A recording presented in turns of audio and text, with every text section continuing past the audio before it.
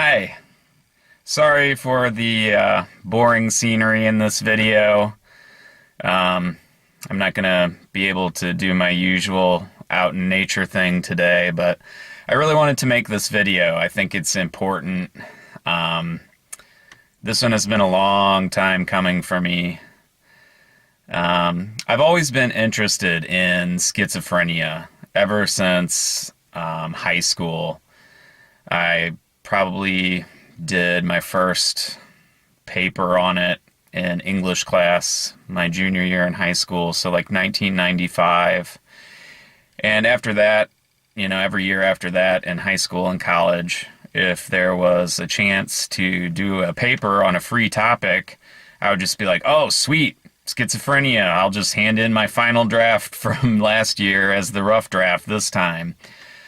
So I did a lot of research on it, and I haven't really looked into any of that in at least the past 10 or 15 years, so if I get any of these statistics wrong, I'm sorry, but, it's general ballpark. Schizophrenia is a very bizarre mental disorder. We don't really know what causes it. They know that there's a genetic correlation. I think it's something like if you have a parent who has it, you have roughly a 5% chance of developing it. If your brother or sister has it, it's like, I don't know, 10 or 12 or something. If you have an identical twin, this is where it gets interesting. You have a 50% chance of developing the disorder. So people with the same DNA, raised in the same environment, they only have a 50% chance of developing it. What's the difference?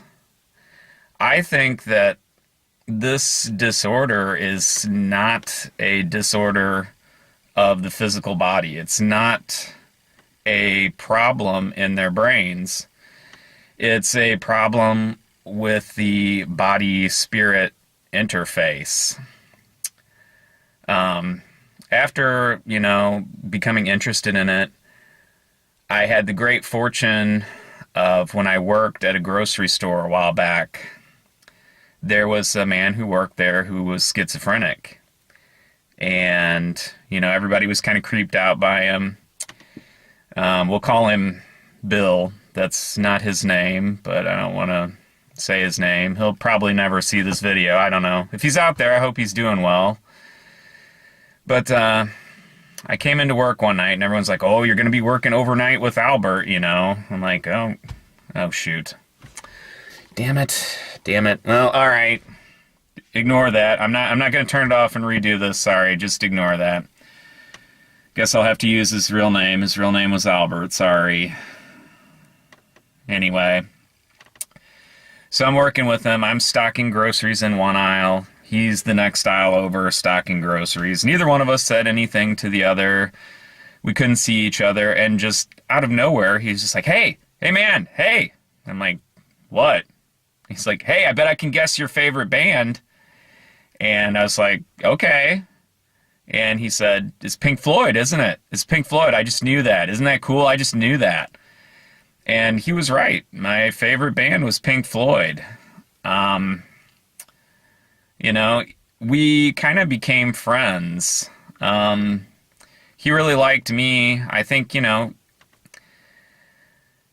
people kind of treated him bad because he was different. He was definitely weird. And I think to kind of like try and get a sense of power back, he would always joke with people like, how much blood do you think would come out of the box baler if we put a body in there, to kind of freak people out. I don't think he was seriously going to put a body in there. And I think that like he was trying to joke, but his sense of humor was kind of off. He wasn't going to put anybody in the box crusher. And he asked me that one day, and I think everybody else that he said that to, like, basically just got scared, and most people wouldn't talk to him or, And I just answered, like, I don't know, a lot of blood, which he thought was hilarious. And ever since then, he was kind of wanted to be my buddy. And I remember one day clocking into work, and he was clocking in with me, and I could tell he was having problems. He was like slurring and kind of drooling a little bit. And I was like, hey, Albert, you okay? And he was like, no, no, it's this new medicine. This new medicine, I can't, it's horrible. I hate it. And he asked me, how come you're not having problems with it, Dustin? You seem to be okay. How are you dealing with this medicine? And he would do this with me, and it kind of weirded me out. But in retrospect, I think I know what's going on with this. He said to me, how are you dealing with the medicine, Dustin? I'm like, Albert, I keep telling you I don't have schizophrenia, and I don't take any medicines. I'm just your buddy at work.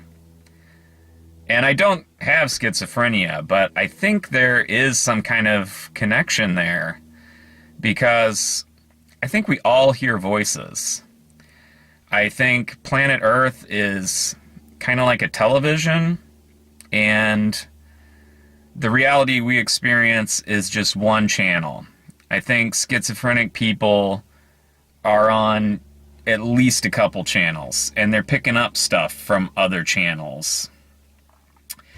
I think that this is not a body disorder. It's a spirit disorder. And I think it's because people are stepping down here to try and help.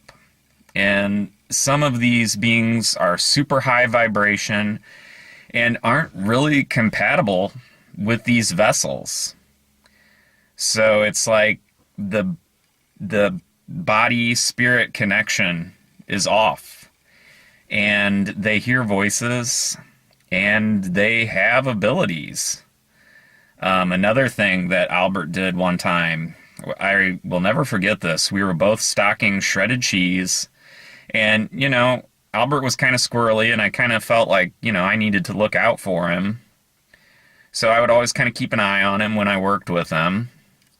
And he was just stocking the cheese, nothing going on, and all of a sudden he just whips around and points at the sky, gets right in his face, and says, like, you're a priest, I know you're a priest, but you're not wearing your collar, I can tell you're a priest, aren't you? And the guy was a little upset, and he's like, yeah, I'm a priest.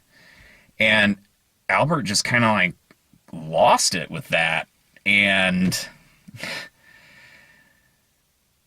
he was like, how did I know that? And he started to get really upset with the guy. And I could tell he was upsetting the customer. So I just kind of like, kind of pulled him aside. And I was like, hey, Albert, let's go back and talk about it, buddy. And I felt so bad. He was so upset because he was like, how did I know that? And I'm like, well, you must be psychic, Albert. And he said to me, no, I can't be psychic. I'm crazy. I'm schizophrenic. I can't be psychic. And I told him, well, I don't think that there's any like firm scientific literature on that, Albert. And I just watched you. Like that was psychic. Like you guessed my favorite band. Like you do psychic things. You just know stuff. I've watched you do it. So you're going to have to get used to the idea that you're both. Yeah, you're schizophrenic, but you're also psychic. And he just loved that and, chuckled off. Anyway, I don't know. Eventually he got fired because, he was weird. He shouldn't have been working with the public. It wasn't the place for him, but I hope he's doing okay. Sorry I used his real name because I can't commit. I don't know. That's not what I'm about on my channel here. I'm not going to make up lies.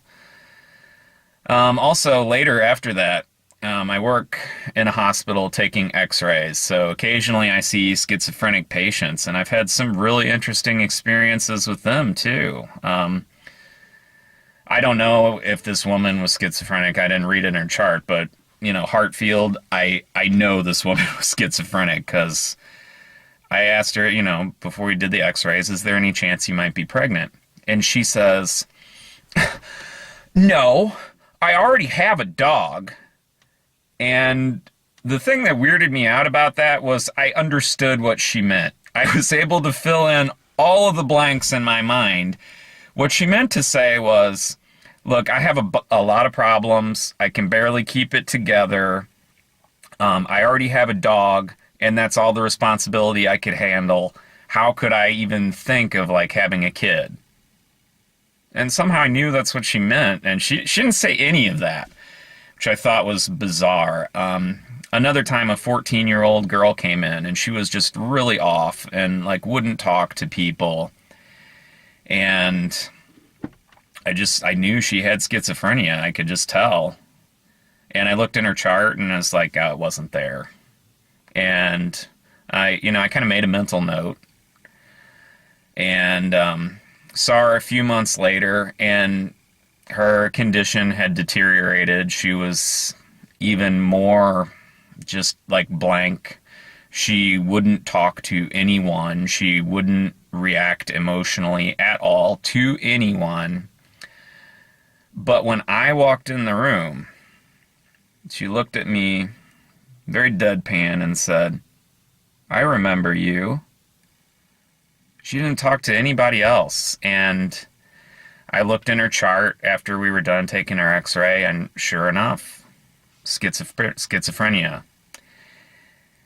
And I've just been thinking about this, with revelations I've had recently about possibly being star seeds and the volunteers stepping down.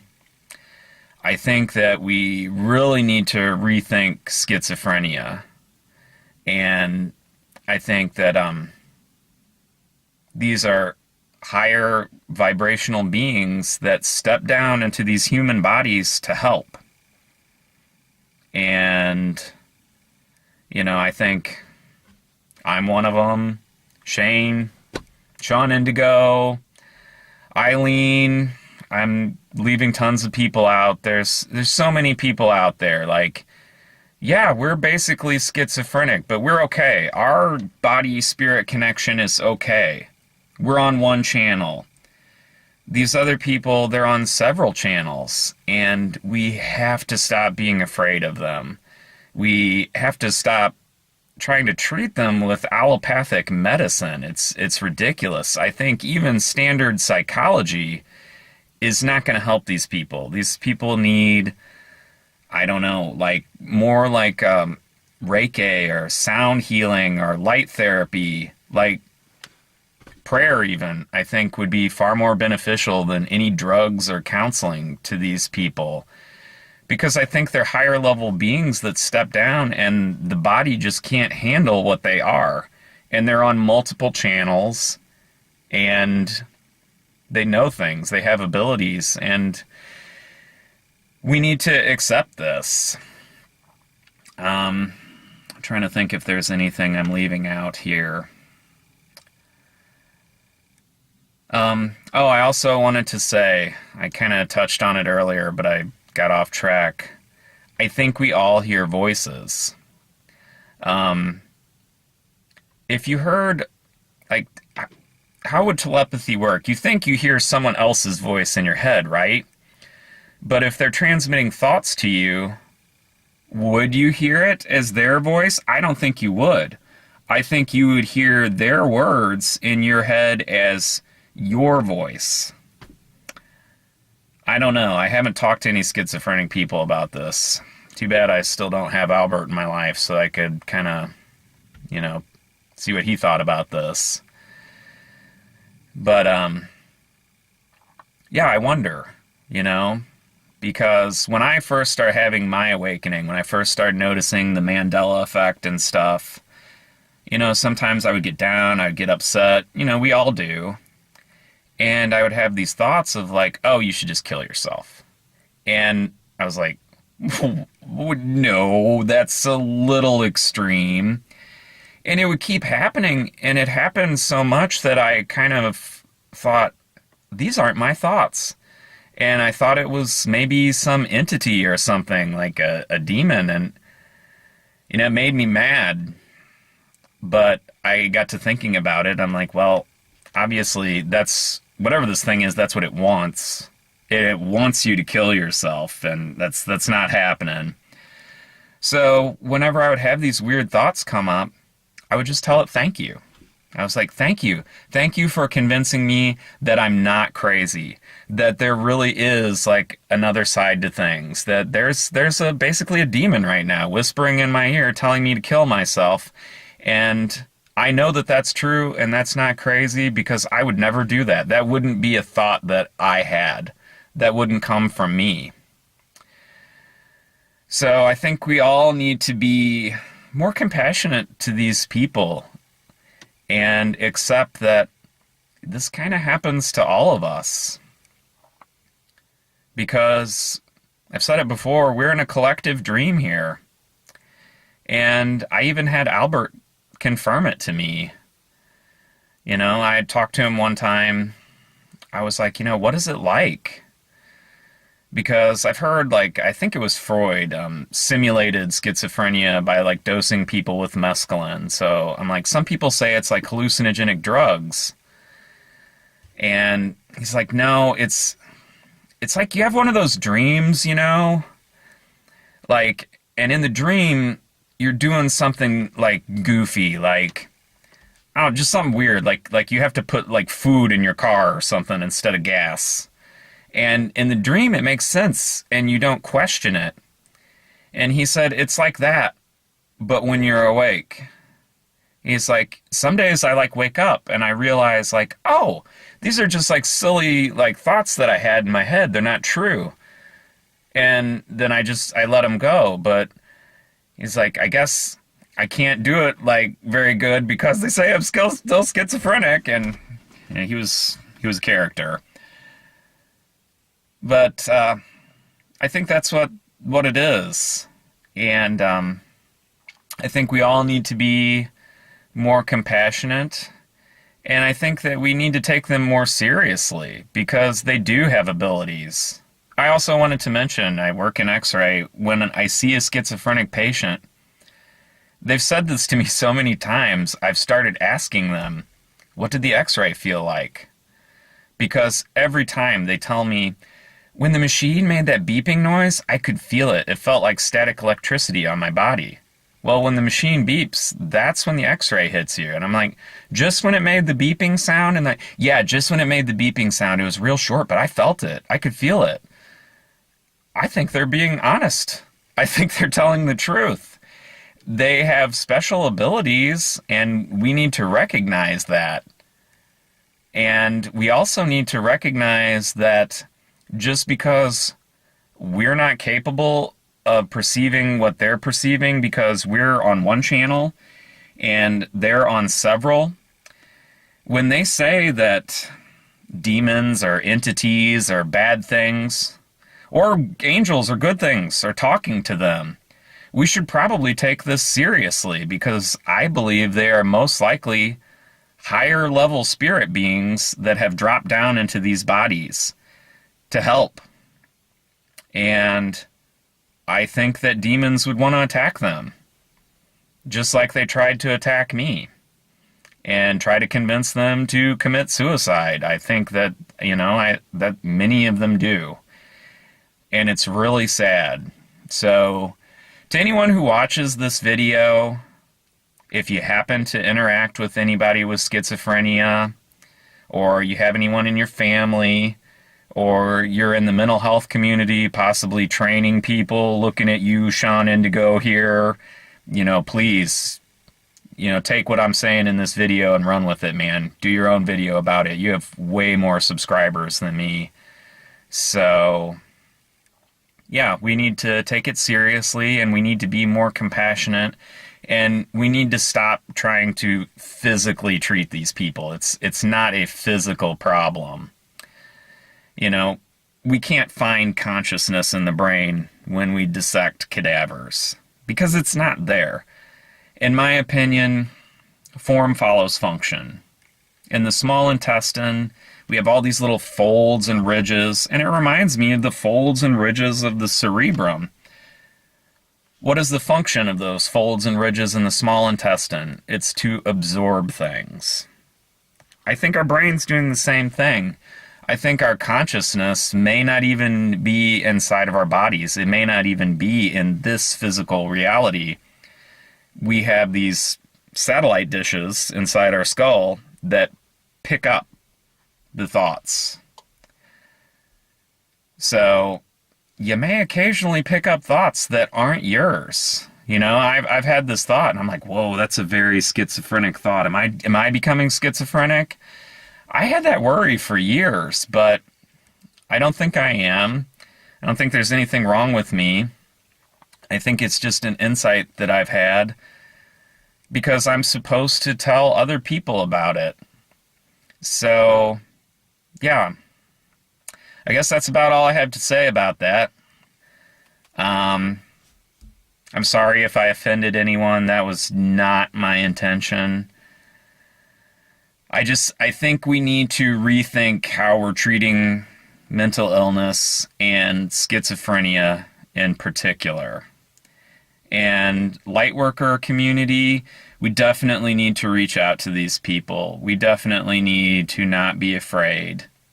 And I think that we need to be careful with using the word crazy because it's very dismissive. You know, people say that people who see the Mandela effect are crazy.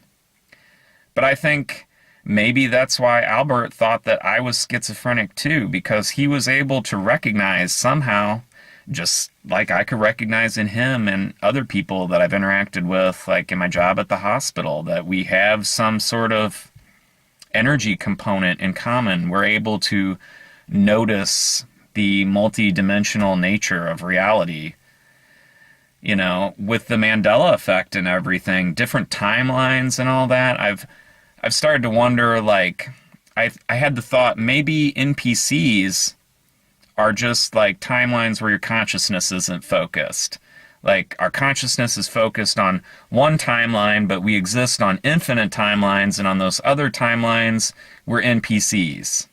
That's a nice thought, but I don't think it's that simple. I think that our consciousness is split between multiple incarnations on different timelines, and there are multiple versions of ourselves, and we're occasionally able to pick up thoughts from other people. That's a very, very schizophrenic sounding thought. Like, if I went and told a psychiatrist that, they'd probably want to put me on medicine. But I think that's most likely what the nature of reality is. So, yeah, be more compassionate to crazy people. Guess that's all I have to say about that. Thanks for watching if you're still in there. God bless you. Catch y'all later.